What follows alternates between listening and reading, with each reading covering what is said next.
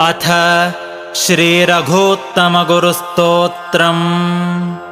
गम्भीराशयगुम्भसंहृतवचः सन्दर्भगर्भोल्लसत् टीकाभावविबोधनाय जगतां यस्यावतारो जनी।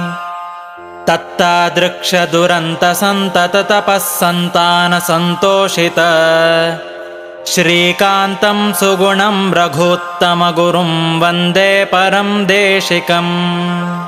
सच्छास्त्रामलभावबोधकिरणैः संवर्धयन्मध्वसत् सिद्धान्ताब्धिमनन्तशिष्यकुमुदौ व्रातं विकासं नयन्।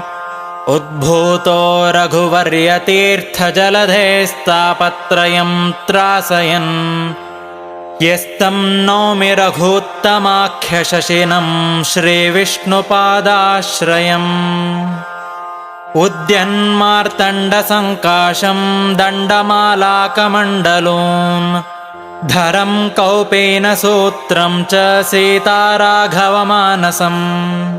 श्रीनिवासेन वन्द्याङ्घ्रिं तुलसीदामभूषणम् ध्यायेद्रघूत्तमगुरुं सर्वसौख्यप्रदं नृणाम्। रघूत्तमगुरुं नौमि शान्त्यादिगुणमण्डितम् रघूत्तमपदद्वन्द्वकञ्जभृङ्गायितान्तरम्। रघूत्तमगुरुं वन्दे रघूत्तमपदार्चकम् गाम्भीर्येणार्थबाहुल्यटीकातात्पर्यबोधकम्। भावबोधकृतं नौमि भावभावितभावुकम् भावभाजं भावजातिपरीभावपरायणम्। सन्न्यायविवृतेष्टीकाशेषसम्पूर्णकारिणम् टीकां दृष्ट्वा पेटिकानां निचयं चचकारयः।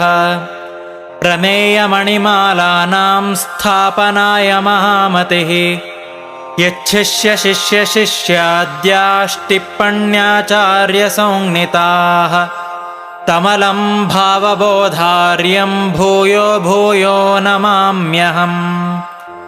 शुकेन शान्त्यादिषु वाङ्मयेषु व्यासेन धैर्येण बुधिनोपमेयम्। मनोजजित्यां मनसां हि पत्या रघूत्तमाख्यं स्वगुरुं नमामि। राम राम तव पादपङ्कजं चिन्तयामि भवबन्धमुक्तये। वन्दितं सुरनरेन्द्रमौलिभिर्ध्यायते मनसि योगिभिः सदा।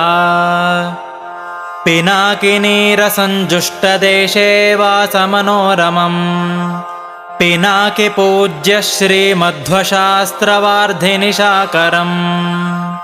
पञ्चकैर्भावबोधाख्यैर्ग्रन्थैः पञ्चलसन्मुखैः तत्त्वविज्ञापकैः स्वानामुपमेयं पिनाकिना। गाम्भीर्ये सर्वदुर्वादिगिरिपक्षविदारणे विषयेषु विरागित्वे चोपमेयं पिनाकिना। धरणे भगवन्मूर्तेर्भरणे भक्तसन्ततेः विना विना चोपमेयं मेयं तत्त्वप्रकाशने। गुरुत्वेऽखिललोकानां प्रदानेऽभीष्टसन्ततेः शिष्येभ्यस्तत्त्वविज्ञानप्रदाने परमं गुरुम्। सदाररामपादाब्जसदारतिसुधाकरम् सदारिभेदने विष्णुगदारिसदृशं सदा। रघुनाथाङ्घ्रिसद्भक्तौ रघुनाथानुजायितम् रघुनाथार्यपाण्युत्थ रघुवर्यकरोदितम्। वेदेशार्चितपादाब्जं वेदेशाङ्घ्र्यब्जपूजकम् रघूत्तमगुरुं वन्दे रघूत्तमपदार्चकम्। रघूत्तमगुरुस्तोत्रस्याष्टकं यः पठेन्नरः रघूत्तमप्रसादाच्च स सर्वाभीष्टभाग् भवेत्।